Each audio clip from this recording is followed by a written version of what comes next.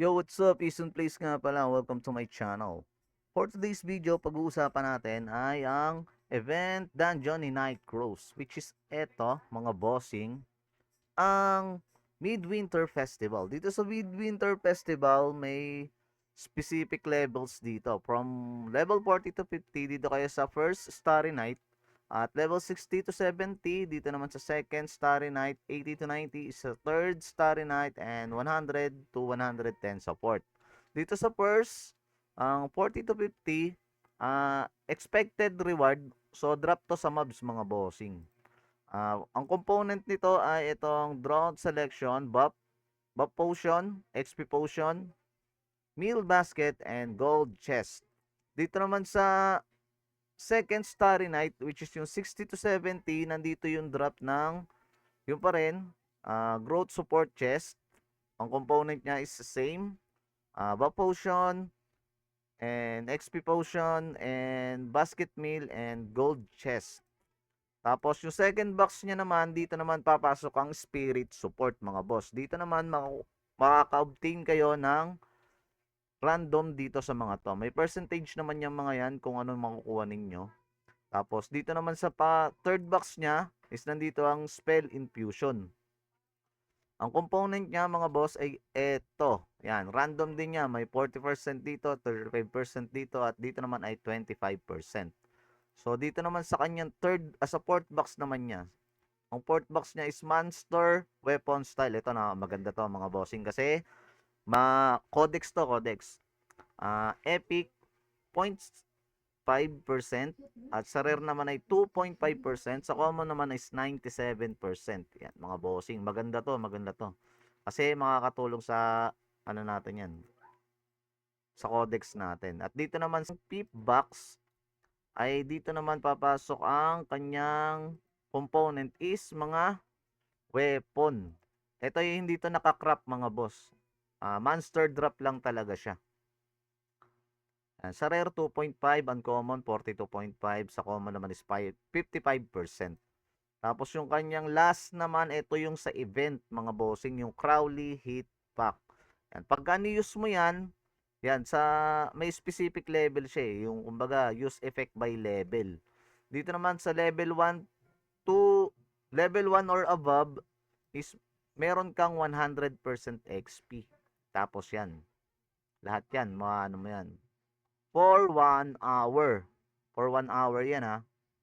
Tapos sa level 71 or above naman is 30% XP. Sa level 77 or above, yan, 10%. For 1 hour duration yan mga bossing ha. Tapos pagka nakakuha ka niyan, monster, ayun nga, expected reward, monster drop din yung mga yan. Random yung mga yan sa monster drop. Pag nakakuha ka naman yan is makakaano ka dito, matatapos mo tong ano na to, event na to.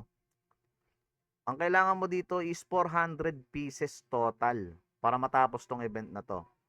Ito namang ano na to, yung event Essence of Winter na to mga bossing, spell forging naman siya.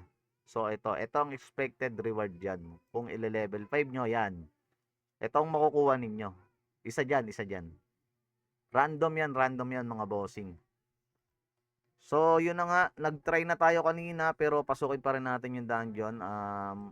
Ang masasuggest ko dito is dito kayo sa 60 kasi dito sa 40 to 50 is wala siyang ano, wala siyang event. Ito, wala siya nito, yung Crowley hit na to. Crowley hit pack. So, suggested ko is dito kayo sa 60 para may chance na mag-drop nito. Tsaka ito na rin yung mga monster weapon na to.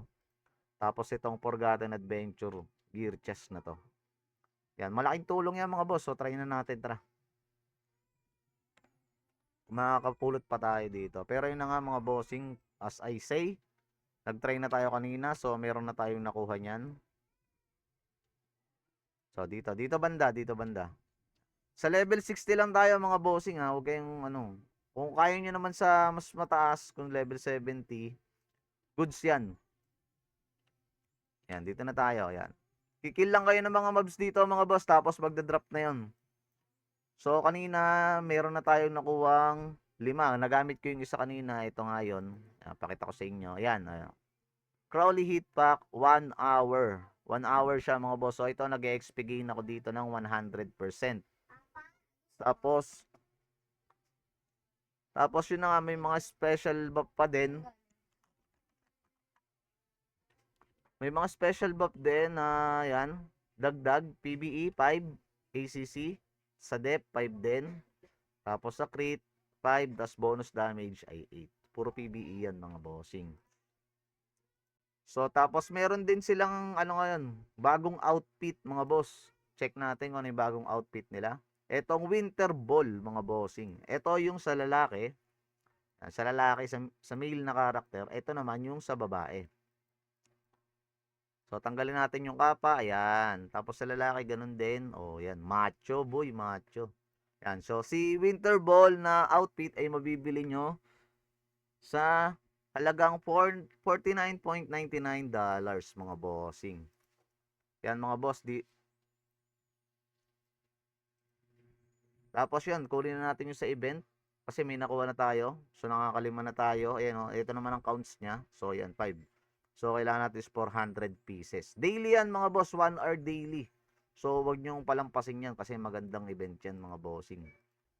At, ito nga pala ang ating support code mga boss. Si Eason Place. Hashtag 9168. Sa December 31 matatapos yung mga seeds mga bossing. So, please support my channel. Hanggang dito na lang mga boss. Tapusin ko na tong video na to. And peace out mga bossing. Thank you.